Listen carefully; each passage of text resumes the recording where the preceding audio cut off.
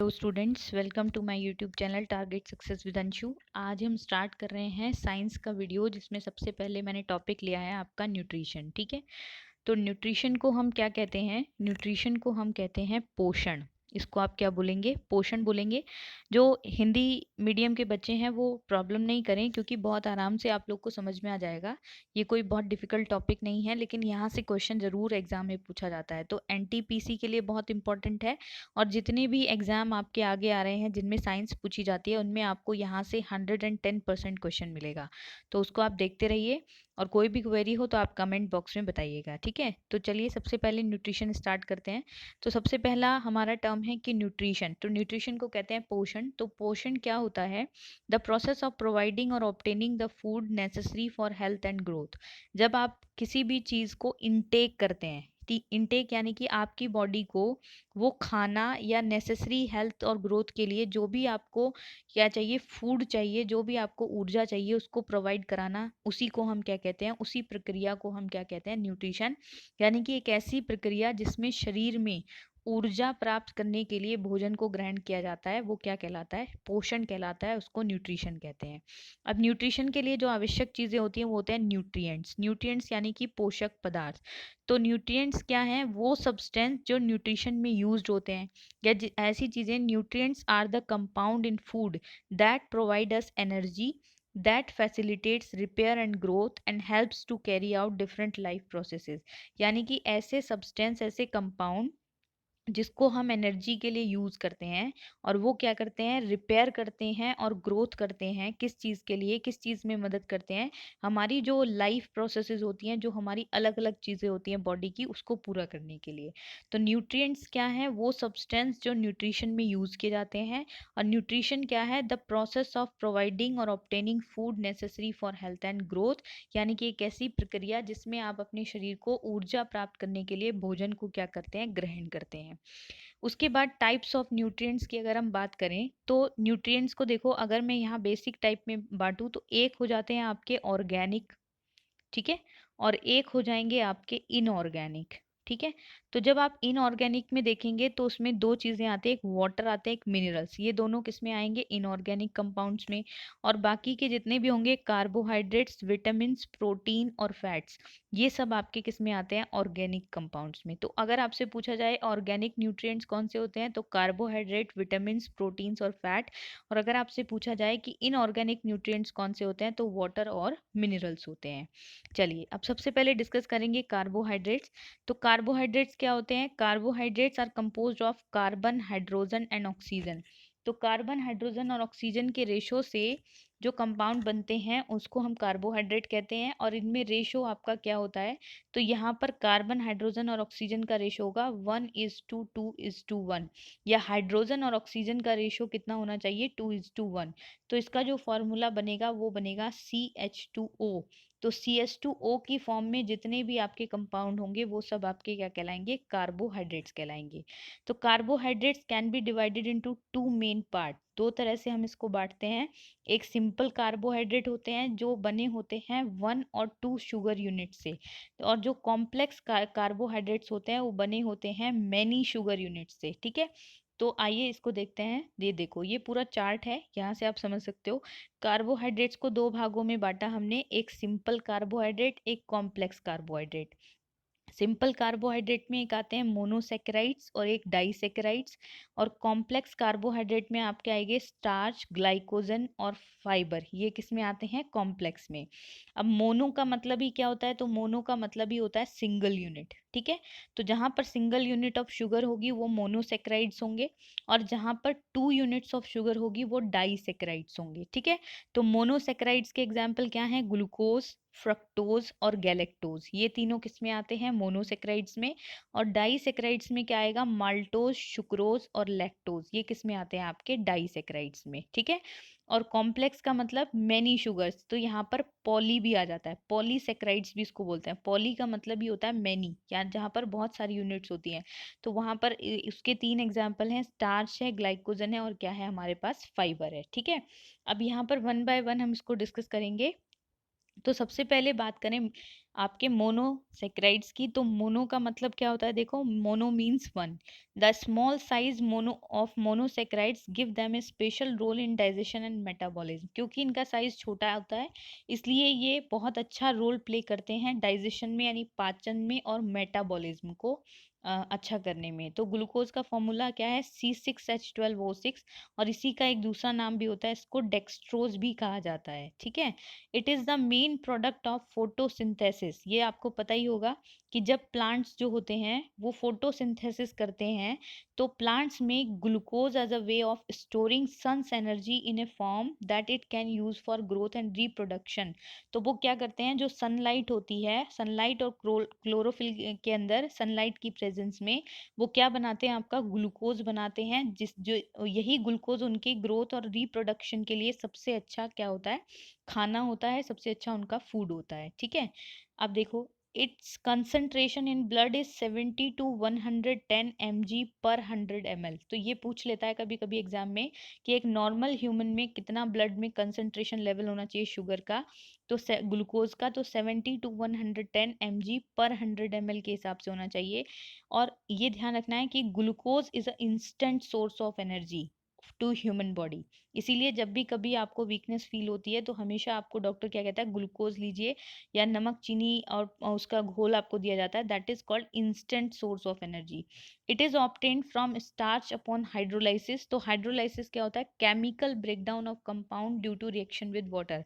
यानी कि जब कोई भी कंपाउंड वाटर के साथ रिएक्शन करता है तो उसका जो केमिकल ब्रेकडाउन होता है उसी को हम हाइड्रोलाइसिस कहते हैं।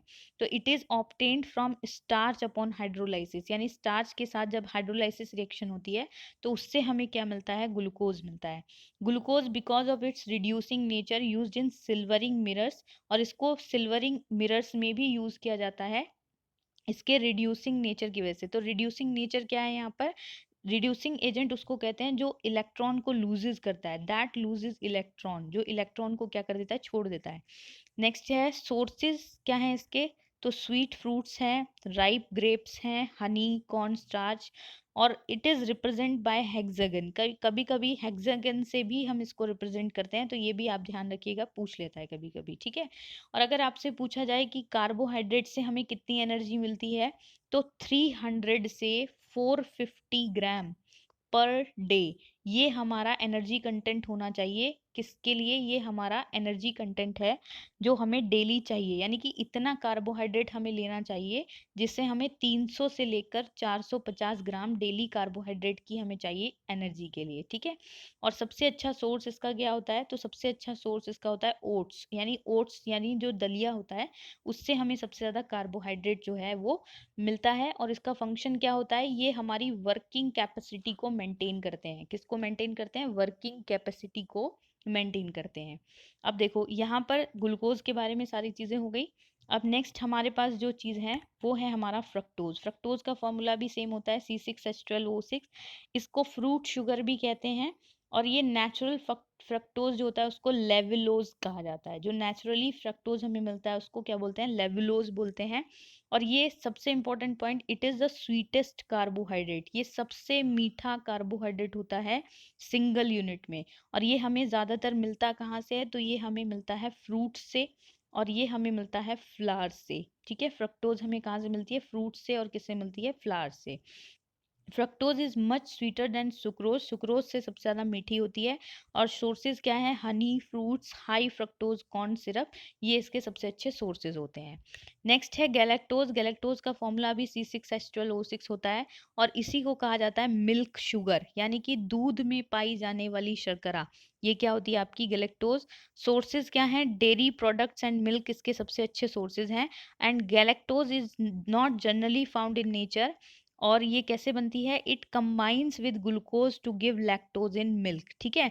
और ये कहाँ से मिलती है आपको, ये हमें शुगर के साथ कंबाइंड होके हमें मिलती है, ठीक है।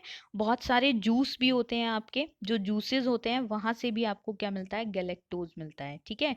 तो ये क्या है, galactose is generally not generally found in nature, it combines with glucose to give lactose in milk. ये ग्लूकोज के साथ कंबाइंड होके क्या बनाती है, लैक्टोज, जो लैक्टोज हमें किस में मिलता है, मिल्क में मिलता है, ठीक है। नेक्स्ट है डाइसेकेराइड। डाइसेकेराइड्स का मतलब 2 यूनिट्स। तो 2 यूनिट्स कौन सी होगी? देखो, माल्टोज की जब बात करोगे तो ग्लूकोज प्लस ग्लूकोज, यानी 2 ग्लूकोज की यूनिट से मिलके क्या बनता है? माल्टोज। सुक्रोज कैसे बनता है? ग्लूकोज प्लस फ्रुक्टोज से मिलकर बनता है सुक्रोज। और लैक्टोज कैसे बनेगा? ग्लूकोज प्लस गैलेक्टोज से मिलकर क्या बनेगा? आपका लैक्टोज बनेगा। तो माल्टोज देखो, ग्लूकोज प्लस ग्लूकोज है, फॉर्मूला है C6H12O11, ये माल्टोज का फॉर्मूला है।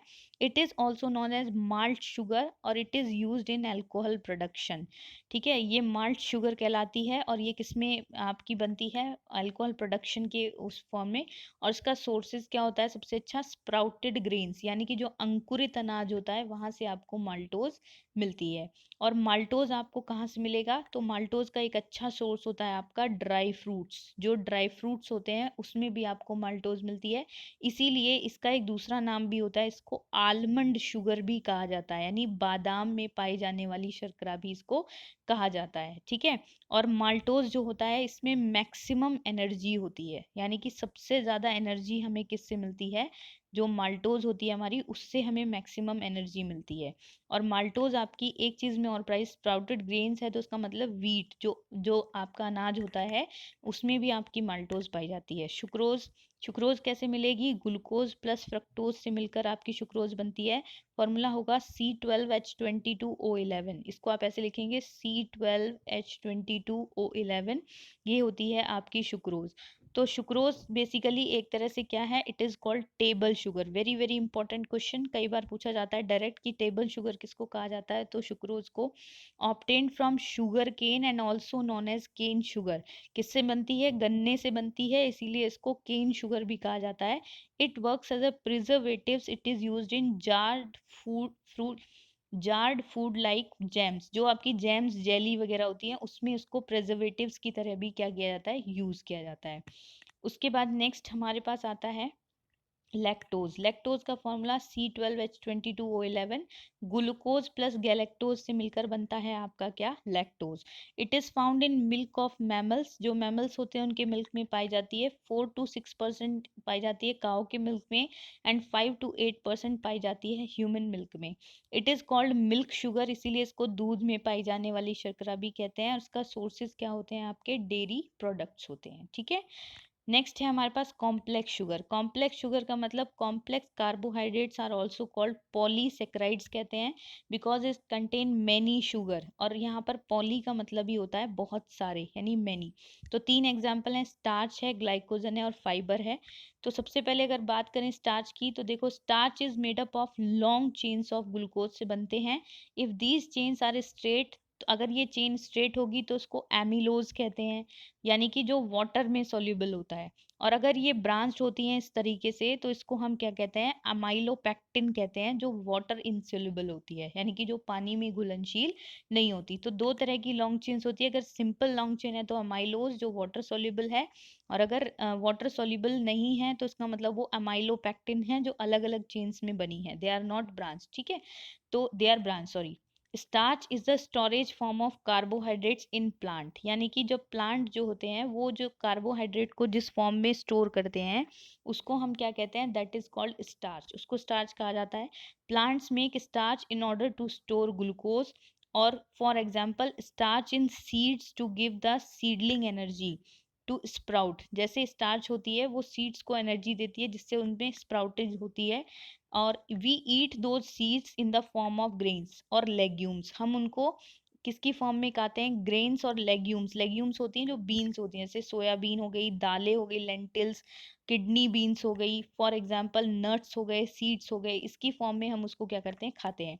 Starch is also stored in roots and tubers, roots और ट्यूबर्स में भी स्टोर होती है।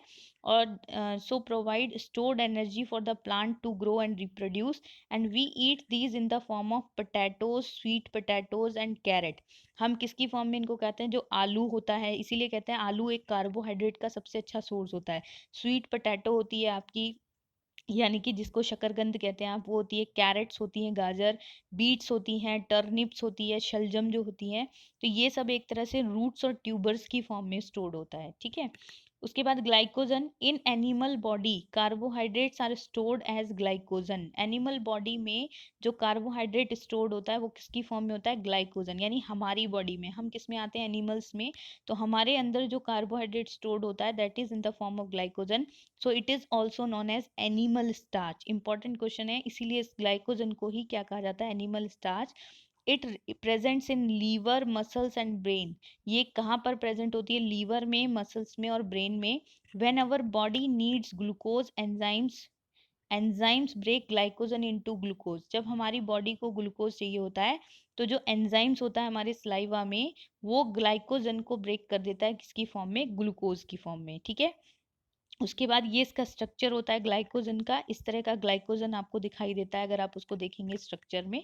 उसके बाद fibre, fibre includes carbohydrates and other structural substance in plants that are indigestible to human enzymes. ठीक है, तो बहुत सारे ऐसे सब्सटेंस, स्ट्रक्चरल सब्सटेंस होते हैं जो इनडाइजेस्टिबल होते हैं to human enzymes.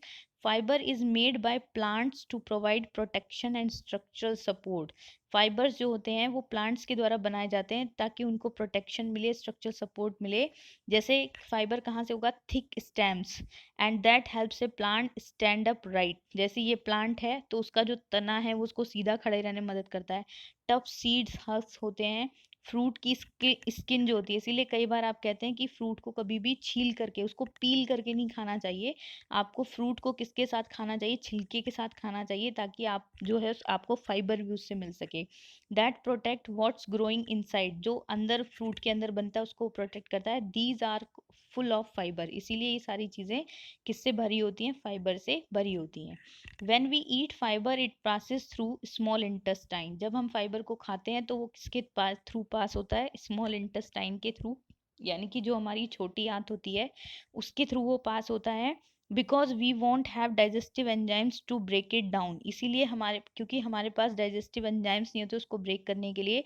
Then in the large intestine our friendly microbiota, हमारा जो फ्रेंडली माइक्रोबायोटा होता है, the bacteria that live in our colons, जो हमारे कोलोन्स वाले पार्ट में रहते हैं। देखो आपने ऐसे देखा होगा, ये इस तरह से आपका ये डाइजेस्टिव सिस्टम होता है। ठीक है, तो यहाँ पे जब आप देखेंगे इसको, ये ऐसे बना होता है। ठीक है, इसको हम पूरा कनेक्ट करेंगे इस तरह से। तो ये जो बना होता है, तो यहीं पे एक पार्ट होता है जो हमारे डाइजेस्टिव सिस्टम का पार्ट होता है जिसको कोलोन कहते हैं। तो वहां पर एक बैक्टीरिया होता है हमारा जिसको माइक्रोबायोटा कहते हैं, और go to the work on the fibre. तो ये माइक्रोबायोटा ही हमारे फाइबर पर वर्क करता है। Some fibre can be fermented by those bacteria, और कुछ फाइबर ऐसे भी होते हैं जो इस बैक्टीरिया के द्वारा क्या किए जाते हैं? फर्मेंट किए जाते हैं। ठीक है, तो ये फाइबर हमें हमें हेल्प किस चीज़ में करता है? तो फाइबर एक तरह से रफेज होता है। ठीक है, रफेज होता है जो किसके लिए ज़रूरी होता है? हमारे डाइजेशन के लिए बहुत ज़रूरी होता है। इससे हमारा डाइजेस्टिव सिस्टम बहुत अच्छा रहता है। तो यहाँ से आप समझ सकते हैं फाइबर के बारे में। उसके बाद आता है सेल्यूलोज। तो सेल्यूलोज क्या होता है? Cellulose is C6H10O5। ठीक है, और one of the most common type of fibre is cellulose, the main component of plant cell wall. आपको पता होगा प्लांट में सेल वॉल पाई जाती है लेकिन एनिमल में सेल वॉल नहीं होती है। It is straight chain polysaccharide of glucose and it is used in making of shutter proof glass. तो इसका यूज शटर प्रूफ ग्लास बनाने में भी किया जाता है। और एक बात आपको ध्यान रखनी है कि जो सेल्यूलोज होता है इसको ह्यूमन कांट डाइजेस्ट। ठीक है, ह्यूमन जो होता है वो इसको डाइजेस्ट नहीं कर सकते, किसको? सेल्यूलोज को। ठीक है, तो यहाँ से आपको ध्यान रखना है कि ह्यूमन जो है वो सेल्यूलोज को डाइजेस्ट नहीं कर सकते हैं। ठीक है, तो ये पूरा पार्ट है आपका किसका? ये टोटल पार्ट है आपका